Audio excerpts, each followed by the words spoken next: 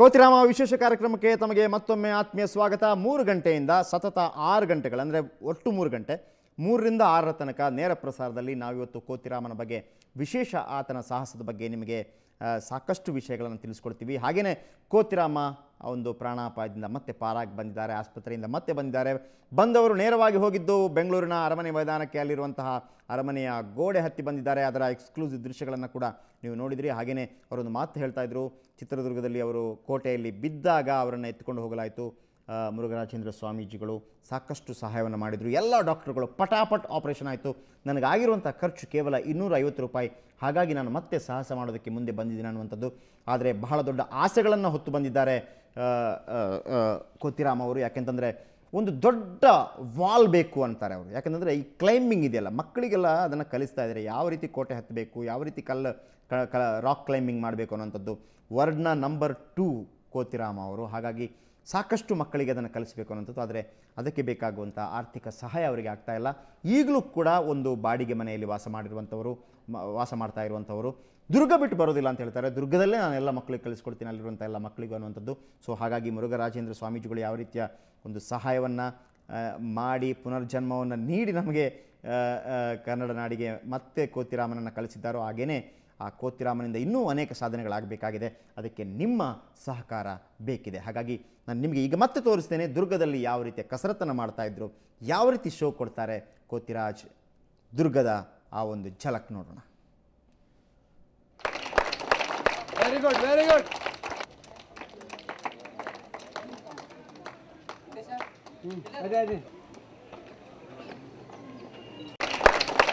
Very good, very good.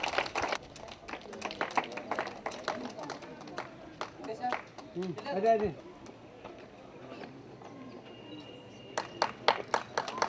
ಮಾಡ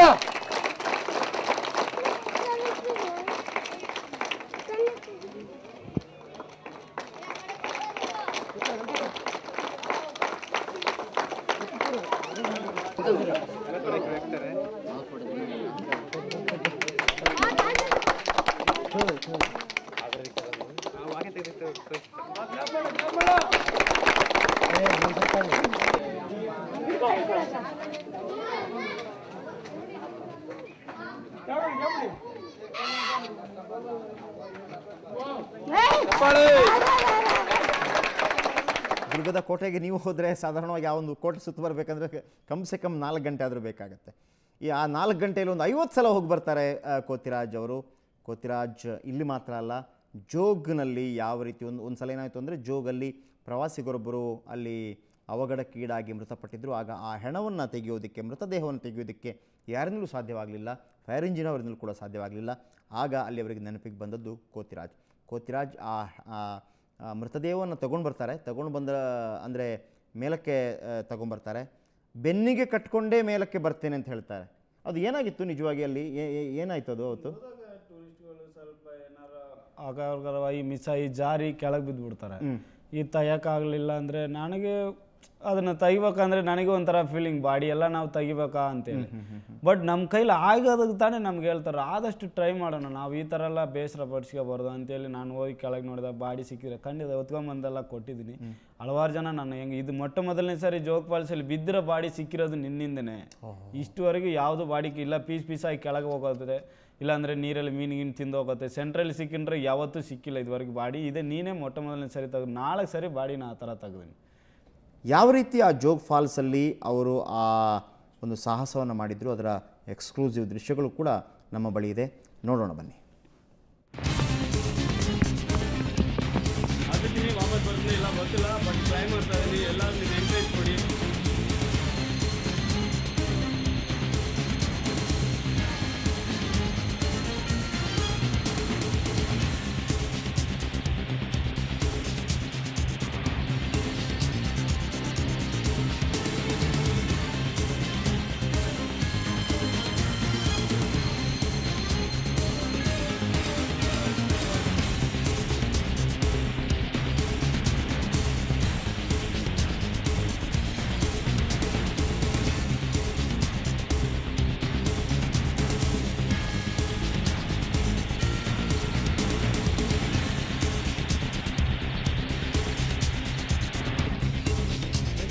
right side ಬರಿ.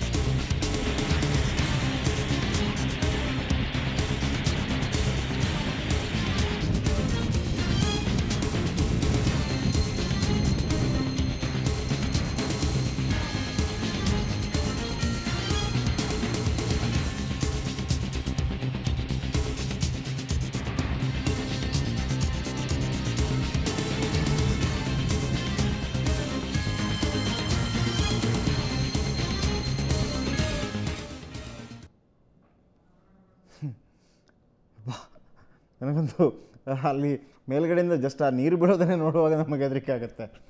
ನಿಮಗೆ ಅದನ್ನು ಈಗ ಒಂದಂತೂ ಈಗ ಜೋಗಿಗೆಲ್ಲ ಇಳಿಯುವಾಗ ನಿಮ್ಗೆ ಅದರದ್ದು ಐಡಿಯಾನೇ ಇರೋದಿಲ್ಲ ಹೇಗಿರುತ್ತೆ ಅಂತ ಅಂದ್ಬಿಟ್ಟು. ಈಗ ದುರ್ಗದ್ದಾದರೂ ಹೇಳ್ಬೋದು, ನೀವು ಸಾಧಾರಣವಾಗಿ ನೋಡಿದ್ದೀರಿ, ಬೇಕಾದಷ್ಟು ಕಡೆ ಹೋಗಿ ನೋಡ್ಕೊಂಬರ್ಬೋದು ಅಂತೇಳಿ. ನಿಮಗೆ ಒಂಥರ ಇದು ಆಗತ್ತಾ ಆಗೋದಿಲ್ವ? ಯಾಕೆಂದರೆ ನಿಮಗೊಂದು ಏನಾದರೂ ಒಂದು ಗ್ರಿಪ್ ಬೇಕಲ್ಲ. ನನಗೆ ಸಾಧನೆ ಇದರಿಂದ ಸಾಧನೆ ಆಗುತ್ತೆ ಅಂದರೆ ಜೋಗ್ ಫಾಲ್ಸ್ ಅಲ್ಲ, ಕೆನಡಾ ಫಾಲ್ಸ್ನ ಕ್ಲೈಮ್ ಮಾಡೋಕೆ ರೆಡಿ. ಅದಕ್ಕೆ ತಕ್ಕಂಥ ಸಪೋರ್ಟೇ ನಮ್ಮ ತಾಗಿಲ್ಲ ಅಷ್ಟೇ. ಒಲಿಂಪಿಕಲ್ಲಿ ಮೆಡಲ್ ಬರಲಿಲ್ಲ ಅಂದರೆ ಅದಕ್ಕೆ ಚಿಕ್ಕ ವಯಸ್ಸಿಂದ ಅದಕ್ಕೆ ಪ್ರಯತ್ನ ಬೇಕು, ಅದಕ್ಕೆ ತಕ್ಕಂಥ ಸಪೋರ್ಟ್ ಬೇಕು, ಅದಕ್ಕೆ ತಕ್ಕಂಥ ದಾರಿಗಳನ್ನ ತೋರಿಸೋರು ಆಗಬೇಕು. ನಮಗೆ ಯಾರಿಲ್ಲ. ಒಬ್ಬ ವ್ಯಕ್ತಿ ನಮ್ಮ ನ್ಯಾಷನಲ್ ತಿಮ್ಮೆ ಅಕಾಡೆಮಿಯಿಂದ ಉಮಾಶಂಕರ್ ಸರ್ ಅಂತೇಳಿ ಅವರೊಬ್ಬರು ನನಗೆ ಸಪೋರ್ಟ್ ಮಾಡಿದರು. ಬಟ್ ನನಗೊಬ್ಬನಿಗೆ ಸಪೋರ್ಟ್ ಮಾಡಿದೆ. ನಾನು ನಂಬ್ಕೊಂಡು ಈಗ 18 ಜನ ಸ್ಟೂಡೆಂಟ್ಗೆ ನಾನು ಟ್ರೈನಿಂಗ್ ಕೊಡ್ತೀನಿ, ನೀನು ಒಬ್ಬನ ಬಾರಪ್ಪ ದುರ್ಗದಲ್ಲಿ ಟ್ರೈನಿಂಗ್ ಮೊನ್ನೆ ನ್ಯಾಷನಲ್ ತನಕ ಕಳಿಸ್ಕೊಟ್ರು ಅವ್ರು. ನಾನು ಅದೇ ವೀಕ್ಷಕರೇ, ನಿಮಗೆಲ್ಲರಿಗೂ ಗೊತ್ತಿರ್ಬೋದು, ಇಂಥ ದೊಡ್ಡ ದೊಡ್ಡ ಸಾಹಸಗಳನ್ನು ಮಾಡುವಾಗ ನೀವು ನೋಡಿರ್ಬೋದು, ದೊಡ್ಡ ದೊಡ್ಡ ರೋಪ್ ಹಾಕ್ಕೊಂಡಿರ್ತಾರೆ. ಅಂದರೆ ನೀವು ಸಾಧನೆ ಮಾಡ್ತಾ ಇರ್ಬೋದು, ಒಂದು ವೇಳೆ ಬಿದ್ದರೂ ನಿಮಗೆ ಜೀವಕ್ಕೆ ಅಪಾಯವಿಲ್ಲ ಅನ್ನುವಂಥದ್ದು. ಆದರೆ ಇಂಥ ಒಂದು ಸಾಧನೆ ಬಹುಶಃ ಯಾರು ಕೂಡ ಮಾಡಿಲ್ಲ. ಇದೊಂದು ಗಿನ್ನೆಸ್ ವರ್ಲ್ಡ್ ರೆಕಾರ್ಡ್ ಆಗುವಂತಹ ಒಂದು ಸಾಧನೆ. ಆದರೆ ಕೋತಿರಾಮ್ ಹೇಳ್ತಾ ಇರುವಂಥದ್ದು, ನಾನು ಇನ್ನೂ ಸಾಧನೆ ಮಾಡ್ತೀನಿ, ಈ ಸಾಧನೆ ನನ್ನಲ್ಲೇ ಉಳಿಬಾರ್ದು. ಅವ್ರ ಜೊತೆ ಅವರ ಕೆಲವು ಶಿಷ್ಯಂದಿರನ್ನು ಕೂಡ ನಾವು ನಿಮಗೆ ಪರಿಚಯ ಮಾಡ್ತೀವಿ ಕಾರ್ಯಕ್ರಮದಲ್ಲಿ. ಒಂದು 18 ಹುಡುಗರಿಗೆ ಅವರು ಇದನ್ನು ಕಲಿಸ್ಕೊಡ್ತಾ ಇದ್ದಾರೆ. ಹಾಗೆ ಒಂದು 5 ಹುಡುಗರನ್ನ ಮಿಲಿಟ್ರಿಗೂ ಕೂಡ, ಆರ್ಮಿಗೂ ಕೂಡ ಕಳಿಸಿದ್ದಾರೆ. ಅಂಥ ಒಂದು ಸೇವೆಯನ್ನು ಅವರು ಮಾಡ್ತಾ ಇರುವಂಥದ್ದು. ಅವರು ಹೇಳ್ತಾ ಇರೋದಂತ ಒಂದೇ, ನಾವು ಆರಂಭದಿಂದಲೇ ಮಕ್ಕಳಿಗೆ ಇಂಥ ಟ್ರೈನಿಂಗ್ ಕೊಟ್ಟರೆ ಒಲಿಂಪಿಕ್ಸ್ನಲ್ಲಿ ಕೂಡ ಒಳ್ಳೊಳ್ಳೆಯ ಸಾಧನೆಗಳನ್ನು ಮಾಡಬಹುದು ಅನ್ನುವಂಥದ್ದು. ಸೊ ಹಾಗಾಗಿ ನಿಮ್ಮೆಲ್ಲರ ಸಹಾಯ ಕೂಡ ಕೋತಿರಾಮನಿಗೆ ಬೇಕಾಗಿದೆ. ನಿಮಗೆ ಪ್ರತ್ಯಕ್ಷ ಉದಾಹರಣೆ ಏನಂತಂದರೆ, ನಮ್ಮ ಆಫೀಸಿಗೆ ಬಂದರು, ಆಫೀಸಲ್ಲಿ ನಾವು ಅವರನ್ನು ಬರಮಾಡ್ಕೊಳ್ಬೇಕು ಅಂತ ರೆಡಿ ಆಗ್ತಾ ಇದ್ವಿ. ಆಗ ಅವರು ಇಡೀ ಬಿಲ್ಡಿಂಗನ್ನೇ ಏರ್ಕೊಂಡು ಬಂದುಬಿಟ್ರು. ಭಾಳ ಆಶ್ಚರ್ಯ ಆಯಿತು. ಆ ಒಂದು ದೃಶ್ಯವನ್ನು ನಾವೀಗ ನೋಡೋಣ. ಅವರು ಹೇಗೆ ಬಂದರು ಡೈರೆಕ್ಟಾಗಿ ನಮ್ಮ ಸುವರ್ಣ ನ್ಯೂಸ್ ಕನ್ನಡಪ್ರಭ ಬಿಲ್ಡಿಂಗನ್ನು ಹತ್ಕೊಂಡು ಅಂತೇಳಿ ನೇರ ಪ್ರಸಾರದಲ್ಲಿ ನೋಡೋಣ.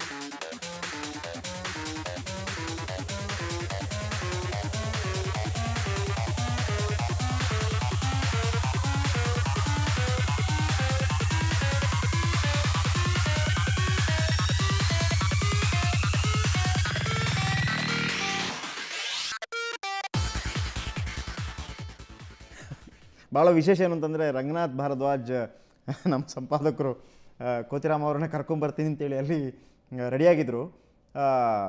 ರಂಗನಾಥ್, ನನ್ನ ಧ್ವನಿ ಕೇಳಿಸ್ತಾ ಇದೆಯಾ? ಕೇಳಿಸ್ತಾ ಇದೆ. ಅಲ್ಲ, ನೀವು ಕರ್ಕೊಂಬರ್ತೀನಿ ಅಂದರೆ ಏನು ರೀ, ಕರ್ಕೊಂಡೇ ಬಂದಿಲ್ಲ, ಅವ್ರು ಹಾಗೆ ಬಂದುಬಿಟ್ರಲ್ಲ ಮೇಲ್ಗಡೆ. ಇಲ್ಲ, ಬಹಳ ಬಹಳ ಆಶ್ಚರ್ಯಕರ ಸಂಗತಿ ಜಯಪ್ರಕಾಶ್. ಯಾಕಂದ್ರೆ ರವಿ ಮುದ್ದಿ ಕರ್ಕೊಂಬಂದ್ರು. ನಾನು ಅವ್ರನ್ನ ಇನ್ವೈಟ್ ಮಾಡಬೇಕು ಅಂತ ಹೊರಗಡೆ ನಿಂತಿದ್ದೆ. ಜೊತೆಗೆ ನಮ್ಮ ಹುಡುಗರುಗಳೆಲ್ಲ ನಿಂತಿದ್ರು. ನಾನು ಕೇಳಿದೆ, ನಾನು ಏನಪ್ಪ ಅರಮನೆ ಅರಮನೆ ಈಗ ಹತ್ತಿ ಬಂದಿರುವಂತವ್ರು, ನೀವೀಗ ಹೆಂಗ್ ಅನಿಸ್ತದ ಅನುಭವ ಅಂತ ಕೇಳ್ತಾ ಇದ್ದೆ. ಏನಿಲ್ಲ ಸರ್, ಹತ್ಬಿಟ್ಟೆ ಹಂಗೆ ಹಿಂಗೆ, ನನಗೆ ಇನ್ನೂ ದೊಡ್ಡ ಬಿಲ್ಡಿಂಗ್ ಹತ್ಬೇಕು ಅಂತ ಆಸೆ ಇತ್ತು ಅಂತೆಲ್ಲ ಶುರು ಮಾಡಿದ್ರು. ಶುರು ಮಾಡ್ತಾ ನಮ್ಮ ಬಿಲ್ಡಿಂಗ್ ತೋರಿಸ್ತೇನೆ ನಾನು, ಬಾಪ ನನಗ ಜಯಪ್ರಕಾಶ್ ಲೈವ್ ಅಲ್ಲಿ ಇದಾರೆ, ನಿನ್ನ ಲೈವ್ ಕರ್ಕೊಂಡು ಹೋಗ್ತೀನಿ ಬಾ ಅಂತ ಕರ್ಕೊಂಬಂದೆ. ಕರ್ಕೊಂಬರ್ತಿದ್ದಾರೆ. ಸರ್, ಈ ಬಿಲ್ಡಿಂಗ್ ನೋಡ್ತಾ ಇದ್ದೀನಿ ನಾನು, ಈ ಬಿಲ್ಡಿಂಗ್ ನನಗೆ ಹತ್ಬೇಕು ಅಂತ ಅನಿಸ್ತಾ ಇದೆ ಅಂತ ಹೇಳಿ ಹತ್ತೇ ಬಿಡೋದ. ನಾವು ಅದು ಕನಸು ಮನಸ್ಸಲ್ಲಿ ಅಂದ್ಕೊಂಡಿರಲಿಲ್ಲ ಜಯಪ್ರಕಾಶ್. ಒಂದು ಕ್ಷಣಕ್ಕೆ ಕೈಕಾಲುಗಳೆಲ್ಲ ತಣ್ಣಗಾಗ್ಬಿಡ್ತು. ಯಾಕಂದ್ರೆ ಆ ಬಿಲ್ಡಿಂಗ್ ಏನು, ಅದು ಆ ಮಧ್ಯದಲ್ಲಿ ಪಟ್ಟಿಗಳನ್ನ ಹಾಕಿಯಾರಲ್ಲ, ಆ ಪಟ್ಟಿಗಳು ಎಷ್ಟು ಗ್ರಿಪ್ ಇದೆ ಏನೋ ಅಂತ ನಮಗೆ ಗೊತ್ತಿಲ್ಲ. ಅದು ಸೊ ಫಾರ್ಚುನೇಟ್ಲಿ ಏನು ಅಂತಂದ್ರೆ ಅಲ್ಲಿ ಒಂದು ಟೇಬಲ್ ಇತ್ತು, ಆ ಪಕ್ಕದಲ್ಲಿ ನಮ್ಮ ವ್ಯಾನ್ ನಿಂತಿತ್ತು. ಟೇಬಲ್ ಕಾಲ್ ಹಾಕಿದವನು ವ್ಯಾನ್ ಹತ್ತಿದವನು ದಿಢೀರ್ನೆ ಹತ್ಬಿಡೋದು. ನಾವು ಫುಲ್ ಶಾಕ್. ಜೊತೆಗೆ ಏನಂತಂದ್ರೆ ಅಲ್ಲಿ ನೋಡ್ತಿದ್ದಂತರು ಕೂಡ ಅಂತ ಕೂಗಕ್ಕೆ ಶುರು ಮಾಡಿದ್ರು. ನಾನು ಏನೋ ಎಡವಟ್ಟ ಆಯ್ತಿದ್ದು ಅಂತ ಹೇಳಿ, ಏನೋ ಇವತ್ತೇನೋ ಗಂಡಾಂತರ ಕಾದಿದೆ ಅಂತ 3ನೇ ಫ್ಲೋರಿಗೆ ಓಡ್ ಬಂದೆ. ಯಾಕಂದ್ರೆ 3 ಎಲ್ಲಿಂದ ಹತ್ತಾರೆ ಅಂತ ಗೊತ್ತಿಲ್ಲ ನನಗೆ. ಕರೆಕ್ಟ್. ನಾನು ಮೇಲ್ಗಡೆ 10 ಬರೋ ಅಷ್ಟೊತ್ತಿಗೆ ಅಲ್ಲಿಂದ 10 ಬರ್ತಿರುವಂತದ್ದು. ನಿಜಕ್ಕೂ ಜಯಪ್ರಕಾಶ್ ನನಗ್ ಮಾತ್ರ ಅಲ್ಲ, ಅಲ್ಲಿ ನೋಡಿದಂತ ಎಲ್ರಿಗೂ ಕೂಡ ಕೈ ಕಾಲು ತಣ್ಣಗಾಯ್ತು. ನನಗೆ ಆಶ್ಚರ್ಯ ಆಗ್ಬಿಡ್ತು ಭಾರದ್ವಾಜ್ ಇದು ಏನಾಗ್ತಿದೆ ಅನ್ನುವಂಥದ್ದು. ಅದು ಬಿಟ್ಟು ಅದು ನಾವು ಸಾಧಾರಣ ನೋಡ್ತೀವಿ, ಅದು ಟೈಟ್ ಕೂಡ ಇಲ್ಲ ಅಷ್ಟಾಗಿ. ಸುಮ್ಮನೆ HR ಅನಂತ ಆಮೇಲೆ ನಮ್ಮನ್ನು ಬೈದು ಯಾವ್ರಿಗೆ ಬೇಕು. ಅಲ್ಲ ಇದೆಲ್ಲದರ ಜೊತೆಗೆ ನಮ್ಮ ಮುಖ್ಯಸ್ಥರು ವಿಶ್ವೇಶ್ವರ ಭಟ್ರು ಸ್ಪಷ್ಟವಾಗಿ ಹೇಳಿದ್ರು ಏನು ಅಂತಂದ್ರೆ, ಅರಮನೆ ಹತ್ತುವಂತ ಸಂದರ್ಭದಲ್ಲಿ ಬಹಳ ಹುಷಾರಾಗಿರಿ, ಯಾಕಂದ್ರೆ ಏನಾದ್ರು ಎಡವಟ್ಟುಗಳಾದ್ರೆ ಯಾರು ಜವಾಬ್ದಾರಿ ಅಂತ. ನನಗೆ ಒಂದು ಕ್ಷಣ ನನ್ನ ಮೇಲಿರೋರಿಗೆ ಹೆಂಗ್ ಉತ್ತರ ಕೊಡಬೇಕು ಅಂತ ಗೊತ್ತಾಗ್ಲಿಲ್ಲ.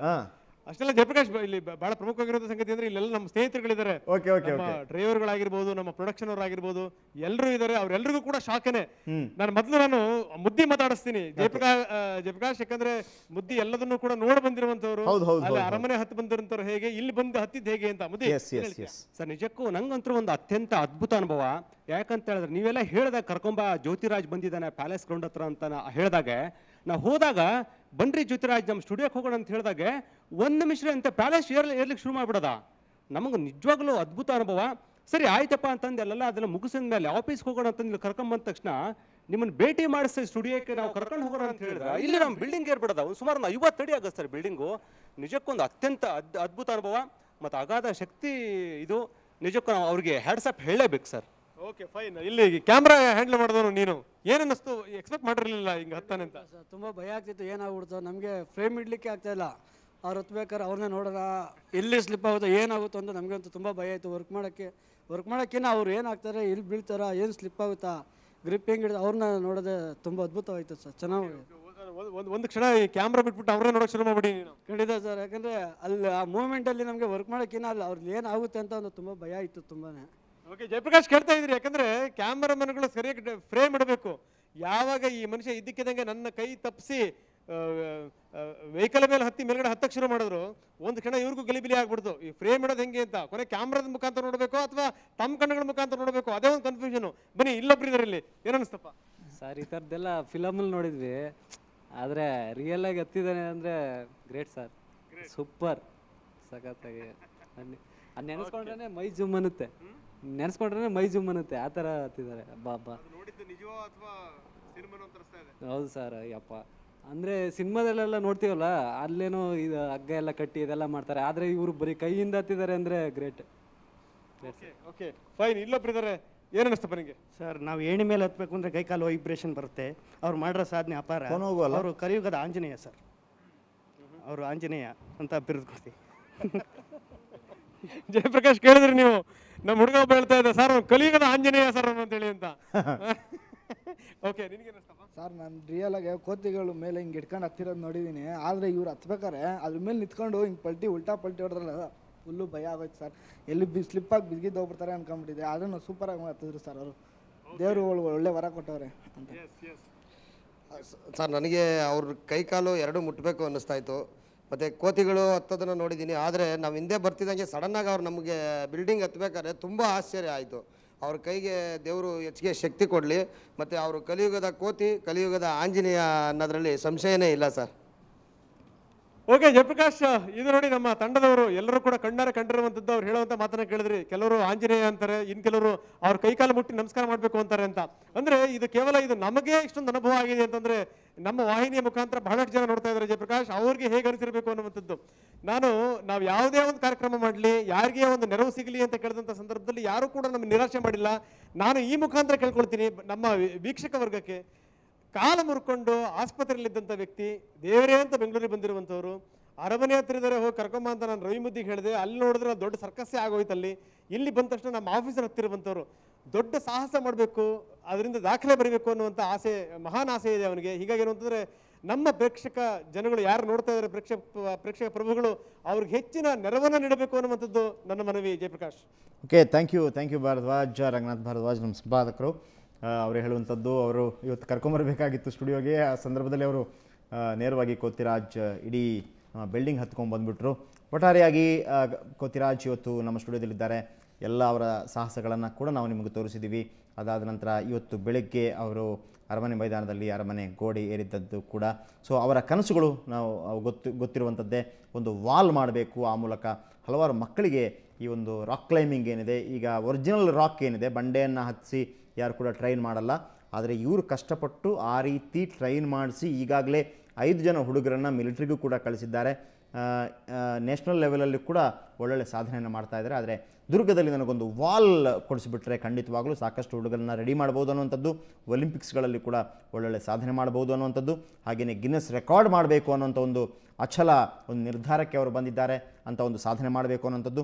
ಸೊ ಇದೆಲ್ಲದಕ್ಕೂ ಕೂಡ ಆಗಬೇಕಾಗಿರುವಂಥದ್ದು ಒಂದು ಆರ್ಥಿಕ ನೆರವು, ಪ್ರೋತ್ಸಾಹ. ಯಾಕೆಂತಂದರೆ ಈಗಲೂ ಕೂಡ ಕೋತಿರಾಜ್ ಅವರು ಬಾಡಿಗೆ ಮನೆಯಲ್ಲಿ ವಾಸ ಮಾಡ್ತಾ ಇದ್ದಾರೆ. ಅವರ ಶಿಷ್ಯಂದಿರು ಸಣ್ಣ ಸಣ್ಣ ಹುಡುಗರು, ಅವರನ್ನು ಕೂಡ ನಾನು ನಿಮಗೆ ಪರಿಚಯ ಮಾಡ್ತೀನಿ. ಅದಕ್ಕಿಂತ ಮೊದಲು ಒಂದು ಪುಟ್ಟ ಬ್ರೇಕ್.